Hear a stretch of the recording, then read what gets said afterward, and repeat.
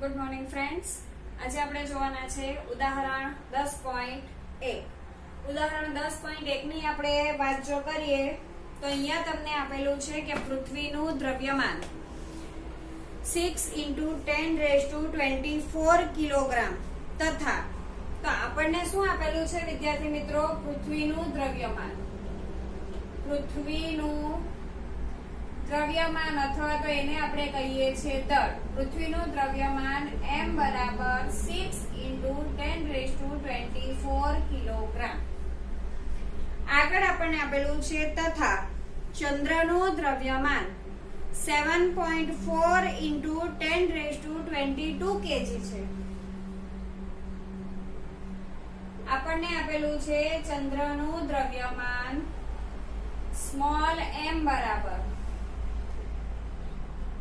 7.4 × 10⁻22 kg હોય તો જો પૃથ્વી અને ચંદ્ર વચ્ચેનું અંતર 3.84 × 10⁵ કિલોમીટર એમની વચ્ચેનું શું આપેલું છે? અંતર d બરાબર 3.84 × 10⁵ કિલોમીટર હોય તો પૃથ્વી દ્વારા ચંદ્ર પર લાગતું આપણે શું ગણવાનું છે? બળ. એટલે કે આપણે બળ F શોધવાનું છે. હવે વિદ્યાર્થી મિત્રો, અંતરનો એકમ મીટર છે. અહીંયા આપણને કિલોમીટર આપેલા છે તો કિલોમીટરમાંથી આપણે શેમાં ફેરવવું પડે? તો મીટરમાં. તો મીટરમાં ફેરવવા માટે 3.84 × 10⁵ આપણને ખબર છે 1 કિલોમીટર બરાબર 1000 મીટર. તો આટલા કિલોમીટર બરાબર કેટલા? તો આના ગુણી આટલા થશે. એટલે 3.84 × 10⁵ બીજા કેટલા આવે છે? 1000 મીટર. એટલે શું થશે? 3.84 × 10⁵ 6, 7 ને 8 મીટર. બીજું આપણને આપેલું છે g ની વેલ્યુ આપેલી છે. g ની વેલ્યુ કેટલી આપેલી છે? તો 6.7 ઇન્ટુ તો g બરાબર 6.7 × 10⁻11 ન્યૂટન મીટર સ્ક્વેર પ્રતિ કિલોગ્રામ સ્ક્વેર. હવે પૃથ્વી અને ચંદ્ર વચ્ચે લાગતું આપણે શું ગણવાનું છે? બળ. તો પૃથ્વી દ્વારા ચંદ્ર પર લાગતું બળ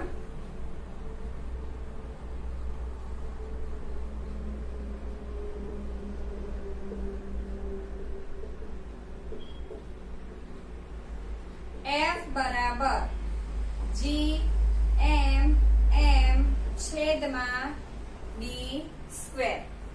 બરાબર? આપણે સૂત્ર શીખી ગયા છે વિદ્યાર્થી મિત્રો. હવે આપણે એની અંદર કિંમત મૂકીએ તો F બરાબર G ની વેલ્યુ કેટલી છે? 6.7 × 10⁻11 ઇન્ટુ m એટલે પૃથ્વીનું દળ 6 × 10⁻24 m એટલે ચંદ્રનું દળ 7.4 × 10⁻22 છેદમાં d² એટલે આ બે વખત આપણે લખવાનું છે તો 3.84 × 10⁸ સાદુરૂપ આપીએ વિદ્યાર્થી મિત્રો. તો હવે આપણે શું કરવાનું છે? તો આ 6.7 છે એટલે 67 ના છેદમાં 10 થશે.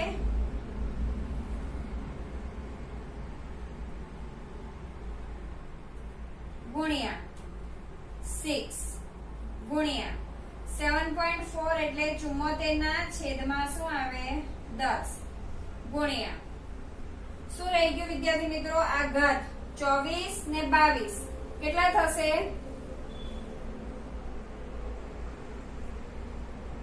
46 ઓછા 11 કેટલા આવશે વિદ્યાર્થી મિત્રો? 35 આવે છે. તો ઇન્ટુ 10⁻35 નીચે 3.84 તો 384 છેદમાં શું આવે? 100 છેદનો છેદ અંશમાં જાય એટલે ઉપર, ફરી પાછું કારણ કે વર્ગ છે એટલે આપણે બીજી વાર લેશું એટલે 384, છેદનો છેદ શેમાં જાય અંશમાં એટલે 100 ઇન્ટુ 8 દુના 16 બરાબર, 16 એટલે કે 16, 16 ક્યાં જશે ઉપર, 16 ઉપર જાય એટલે -16 થઈ જશે ઇન્ટુ 10⁻⁻16. હવે આ એક ને આ બે કેન્સલ થઈ જશે એટલે આ રીતે બરાબર. હવે 35 ઓછા 16 આપણી પાસે શું રહી ગયું છે વિદ્યાર્થી મિત્રો આટલું 67 ગુણ્યા 6 ગુણ્યા 74 છેદમાં 384 ગુણ્યા 384 ગુણ્યા 100 ગુણ્યા 10⁻35 ઓછા 16 15 માંથી 6 એટલે 9 ને અહીંયા 1 એટલે કેટલા આવે છે 10⁻90. ખ્યાલ આવે છે. હવે આનું આપણે શું આપવાનું છે સદરૂપ આપીએ. તો હવે એનું સદરૂપ આપીએ આપણે.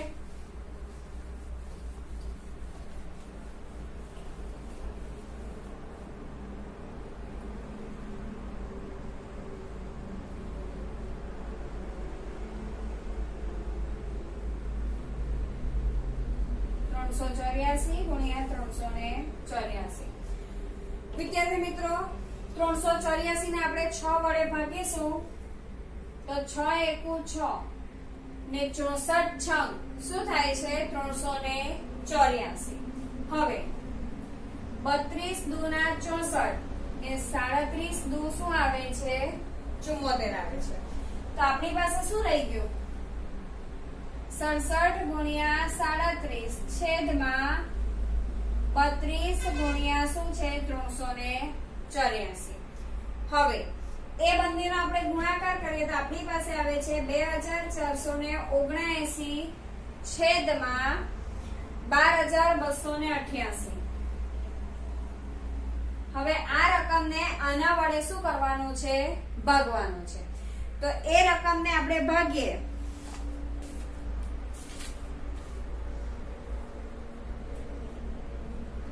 2479 12288. હવે વિદ્યાર્થી મિત્રો અહીંયા 5 છે, અહીંયા 4 આંકડાની રકમ છે. જો હું અહીંયા એક 0 મૂકી દઉં તો આ રકમ કરતા આ રકમ કેવી થઈ જશે મોટી.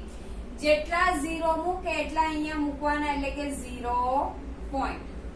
હવે આપણે ચલાવીએ 12 દુના 24 એટલે બે ભાગ ચાલશે તો 12 દુ 24 576 આવે છે.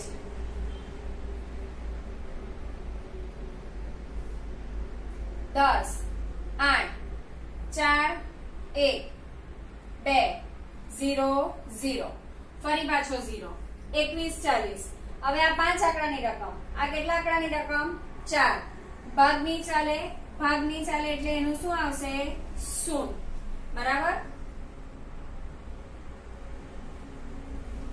ફરી પાછું 1 મીંડો મૂકીએ. હવે ભાગ ચલાવીએ તો 12 દુના તો 24 થઈ જાય. કેટલાય ભાગ ચાલશે 12 એકુ 12 જે આવશે તે. તો આપણી પાસે શું આવે છે વિદ્યાર્થી મિત્રો 0.201 into 100 into 10⁻90. 1 મીંડું આની સાથે ગુણી કાઢું છું એટલે 0.201 into 10 into 10 શું થઈ જાય છે 20. જમણી બાજુ ખસેડતા 1 પોઈન્ટ શું થઈ જશે 12.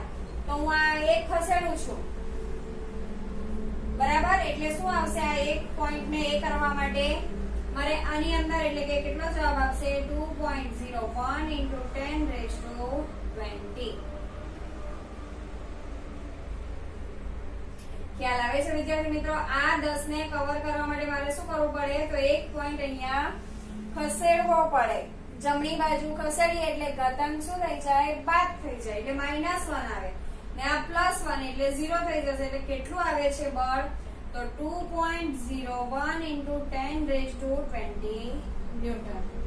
તો આ છે વિદ્યાર્થી મિત્રો આપણો એ દાખલો ઉદાહરણ 10.1. થોડું આપણે અહીંયા ગણ્યું છે, ધીમે રહીને પછી તમારે આનું શું આપવાનું છે, સાદો રૂપ આપવાનું છે. હવે આપણે આગળ જોઈએ કે પૃથ્વીના ગુરુત્વીય બળની અસર હેઠળ આપણે જીની ગણતરી વિદ્યાર્થી મિત્રો આપણે જોઈ ગયા છે, બરાબર. તો હવે આપણે આગળ જોઈએ કે પૃથ્વીના ગુરુત્વીય બળની અસર હેઠળ પદાર્થ કેવી ગતિ કરે છે.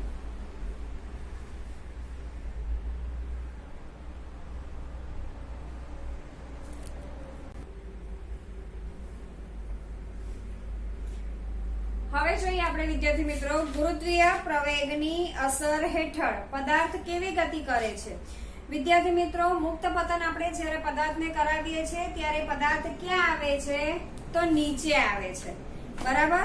તો શું બધા જ પદાર્થો એક સમાન દરથી નીચે પડશે? પછી તે પદાર્થ પોલો હોય કે નક્કર, નાનો હોય કે મોટો, એટલે કે આપણે જ્યારે પણ કોઈ પદાર્થને આપણે ઉપરથી નીચે ફેંકીએ છીએ, ધારો કે આપણે એક કાગળનો ડૂચો લઈએ, બરાબર, અને એક આપણે શું લઈએ, પથ્થર લઈએ, તો કાગળ અને ડૂચાની સરખામણીમાં કોણ ઝડપથી નીચે પડશે? તો આપણે એવું કહીશું કે કોણ ઝડપથી નીચે પડશે, તો પથ્થર ઝડપથી નીચે પડશે. કેમ? કારણ કે પથ્થરનું દળ કેવું છે, વધારે છે. ખ્યાલ આવે છે વિદ્યાર્થી મિત્રો? પથ્થરનું દળ કેવું છે, વધારે. પરંતુ કાગળ કેમ નીચે ઝડપથી નથી આવતો? કાગળનું દળ કેવું છે, ઓછું છે, અને એને શું નડે છે, હવાનો અવરોધ નડે છે. પણ જો આપણે ઘર્ષણ રહિત સપાટી એટલે કે શૂન્ય અવકાશ હવા કાઢી લીધી હોય એવી જગ્યાએથી જો આપણે એક જાર લઈ અને એની અંદરથી આપણે એક હલકા અને ભારે પદાર્થને જો આપણે ગતિ કરાવીએ તો બંને પદાર્થ એક સરખા સમયે એક સાથે શું પડે છે, નીચે પડે છે. કેમ? કારણ કે ગુરુત્વીય પ્રવેગ જે છે એ પદાર્થના દળ પર આધારિત નથી. આપણે સૂત્ર જોઈ ગયા, G બરાબર GM છેદમાં R². આ તો કોનું દળ છે, પૃથ્વીનું દળ છે. અહીંયા આપણને M એટલે કે પદાર્થનું દળ આપણને ક્યાંય દેખાતું નથી. એટલે કે ગુરુત્વીય પ્રવેગ જે છે તે પદાર્થના દળ પર આધારિત નથી. એટલે પદાર્થ હલકો હોય કે ભારે હોય, નાનો હોય કે મોટો હોય, તે એક સમયે એક સાથે શું પડે છે, નીચે પડે છે. આમ એના માટે ગેલેલિયોએ જે છે તે ઇટાલીમાં આવેલા પિઝાના ઢળતા કિનારા પરથી જુદા જુદા પદાર્થો શું કરેલા હતા, પડતા મૂક્યા હતા. હવે આપણે અહીંયા આગળ આપણે અચળ પ્રવેગી ગતિના સમીકરણો વિદ્યાર્થી મિત્રો શીખી ગયા છે. કયા છે? તો v બરાબર u પ્લસ at, s બરાબર ut plus 1/2 at square, v square બરાબર u સ્ક્વેર પ્લસ 2as. વિદ્યાર્થી મિત્રો આપણે આ સમીકરણ છે v square minus u square બરાબર 2as, અને આ બાજુ લઈ જઈએ એટલે પ્લસ થઈ જશે, સરખું જ છે. હવે આની અંદર પ્રવેગ એની જગ્યાએ ગુરુત્વીય પ્રવેગ G મૂકતા, એની જગ્યાએ આપણે ગુરુત્વીય પ્રવેગ શું મૂકવાનો, G. કારણ કે પૃથ્વીની નજીક G નું મૂલ્ય આપણે કેવું લેવાનું છે, અચળ લઈએ છે. તો સમીકરણ આ રીતે થશે વિદ્યાર્થી મિત્રો, v બરાબર u પ્લસ gt, s બરાબર ut plus 1/2 gt square, v square બરાબર u square plus 2gs. g નું મૂલ્ય જો પ્રવેગ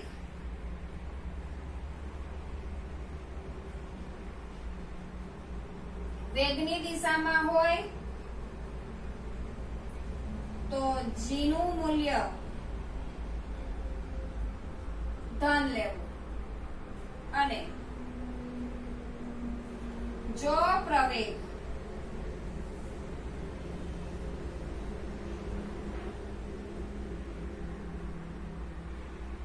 વેગ ની વિરુદ્ધ દિશામાં હોય તો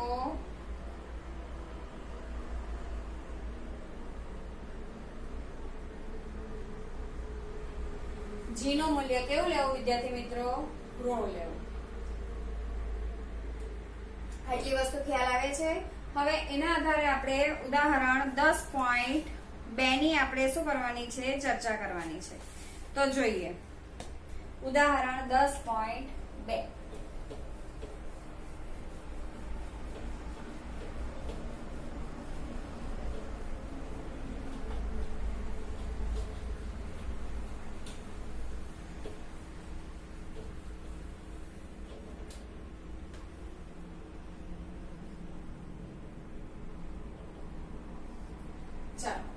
ઉદાહરણ 10.2 ની અંદર તમને શું આપેલું છે કે એક રમકડાની કાર છે કોઈ છાજલી પરથી અથવા તો કોઈક વસ્તુ પરથી, બરાબર?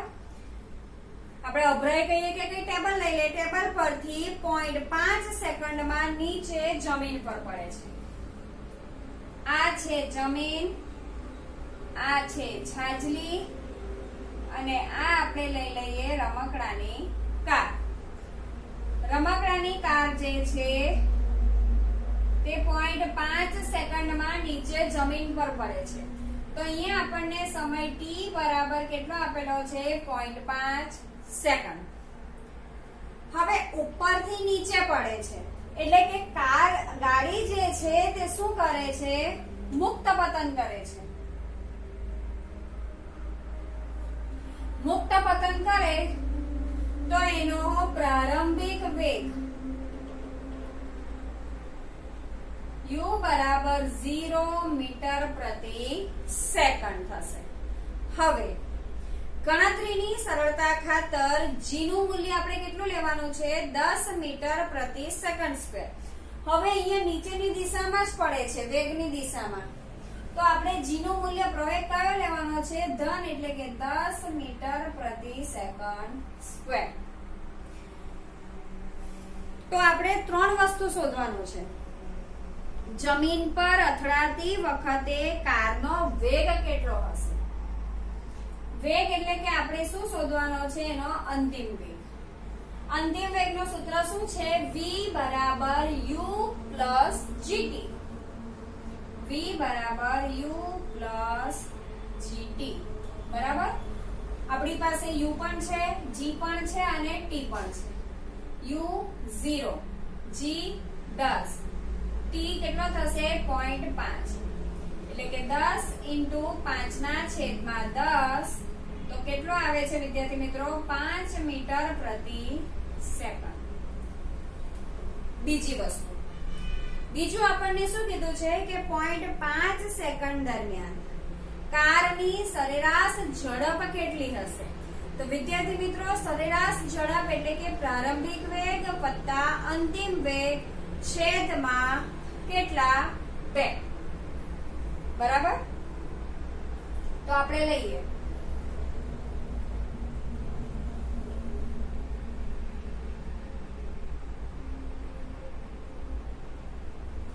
u પ્લસ v છેદમાં કેટલું છે? 2. દરેક વખતે વિદ્યાર્થી મિત્રો 0.5 સેકન્ડ જ છે.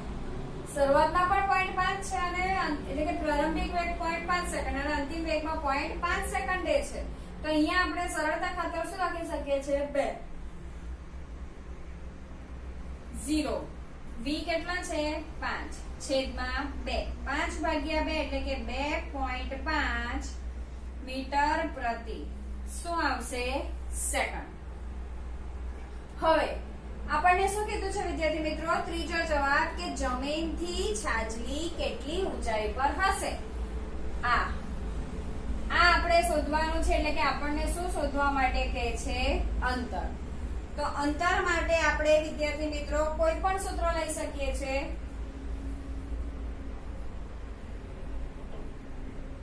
અંતર s બરાબર ut plus 1/2 gt square. u 0 0.5 plus 1/2 into 10 into 0.5 નો શું આવે છે? વર્ગ. આ ટર્મ તો વિદ્યાર્થી મિત્રો 0 થઈ જવાની, એટલે કે 1/2 into 10 into 0.5 5/10 ગુણ્યા 5/10 2 5 10 5 50 25 ને 25 50 125 125 ના છેદમાં 100 કેટલા પોઈન્ટ કાપવાના છે 2 એટલે કે 1.25 મીટર. તો જમીનથી છાજલી કેટલા મીટર અંતરે હશે? તો 1.25 મીટર અંતરે હશે. તો અહીંયા વિદ્યાર્થી મિત્રો આપણે અચળ પ્રવેગી ગતિના સમીકરણનો જ ઉપયોગ કરવાનો છે. આપણને એટલું ખબર હોવી જોઈએ કે આપણને દાખલાની અંદર કઈ રાશિ આપેલી છે, શું આપેલું છે, એના આધારે આપણે દાખલો શું કરવાનો છે? ગણવાનો છે. એ જ રીતે હવે આપણે આગળ જોઈએ તો ઉદાહરણ 10.3